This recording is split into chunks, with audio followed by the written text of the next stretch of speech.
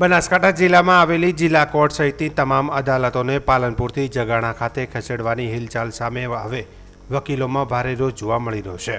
આ મુદ્દે અનેકવાર રજૂઆતો છતાં તંત્ર તરફથી કોઈ સ્પષ્ટતા ન મળતા વકીલોએ કાળી પટ્ટી ધારણ કરી વિરોધ નોંધાવ્યો હતો। વકીલોના જણાવ્યા મુજબ પાલનપુર શહેરમાં હાલમાં જિલ્લા કોર્ટ સહિત તમામ વહીવટી કચેરીઓ એક જ સ્થળે આવેલી હોવાથી અરજદારોને સરળતા રહેશે। જો કોર્ટને પાલનપુરથી આશરે 8 કિલોમીટર દૂર જગાણા ખાતે ખસેડવામાં આવશે તો સામાન્ય નાગરિકો માટે આવન જાવનનો ખર્ચ વધશે અને સમયની પણ મોટી બરબાદી થશે। વકીલોનું કહેવું છે કે ગામડાઓમાંથી આવતા અરજદારો માટે જગાણા સુધી પહોંચવું વધુ મુશ્કેલ બનશે। ખાસ કરીને ગરીબ અને મધ્યમ વર્ગના લોકો પર આ નિર્ણયનો સીધો આર્થિક બોજ પડશે। તે ઉપરાંત પાલનપુરમાં કોર્ટ અને અન્ય સરકારી કચેરીઓ એકસાથે હોવાથી એક જ દિવસે અનેક કામ પૂર્ણ થઈ જશે, જ્યારે સ્થળાંતરથી આ સુવિધા ખોરવાઈ જશે। જિલ્લા કોર્ટને ખસેડવાની હિલચાલ સામે વકીલોમાં ભારે અસંતોષ જોવા મળી રહ્યો છે અને તેઓ ચેતવણી આપી છે કે જો આ નિર્ણય પર તાત્કાલિક રોક નહીં લગાવવામાં આવે તો આગામી દિવસોમાં વધુ ઉગ્ર આંદોલન કરવામાં આવશે। હાલ માટે આ મુદ્દે તંત્ર તરફથી કોઈ સત્તાવાર નિવેદન સામે આવ્યું નથી, પરંતુ વકીલોના વિરોધને પગલે આ મુદ્દો વધુ ગરમાયો છે અને આવનારા દિવસોમાં આ મુદ્દે રાજકીય અને સામાજિક પ્રતિક્રિયાઓ પણ તેજ બનવાની શક્યતા વ્યક્ત કરવામાં આવી છે।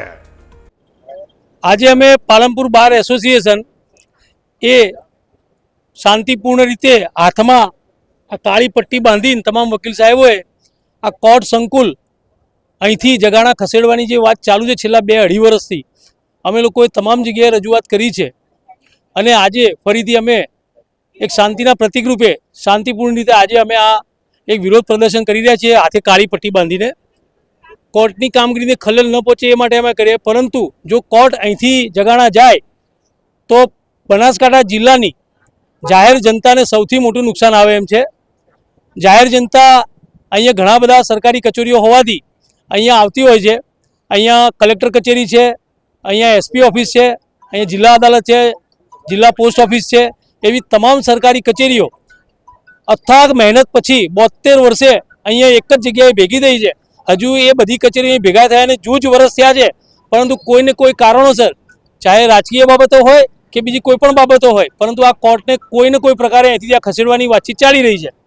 દુઃખની વાત એ છે કે કલેક્ટર કચેરી અહીંયા રહેવાની છે, જિલ્લા પંચાયત અહીંયા રહેવાની છે।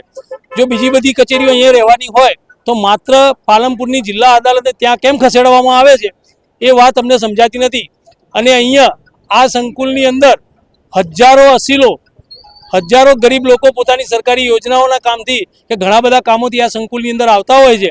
એ બધાને અલગ ભાડું ભરીને આર્થિક માનસિક અને શારીરિક શ્રમના ભોગે જગાણા જવું પડશે, જેથી પાલનપુર નગરી જે પાલનપુર ઐતિહાસિક નગરી છે એનો આખો ઇતિહાસ પણ ભૂસાઈ જાય એમ છે। રાજકીય રીતે જોવા જઈએ તો જગાણા એ સાબરકાંઠા કે પાટણ લોકસભાની અંદર આવે છે।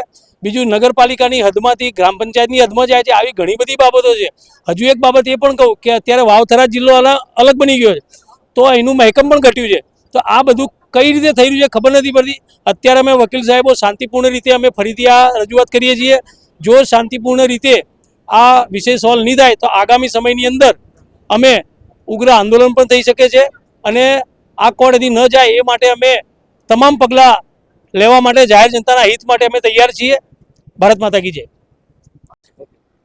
પાલનપુરની જિલ્લા અદાલત જગાણા ખાતે ખસેડવાની જે હિલચાલ ચાલી રહી છે, તો એ બાબતે કહેવા માગું છું કે પાલનપુરની અત્યારે જે કોર્ટ સંકુલ છે એ સિટીનું એક હાર્ટ છે અને પાલનપુરના હાર્ટને બીજે ખસેડવાની વાત ચાલી રહી છે।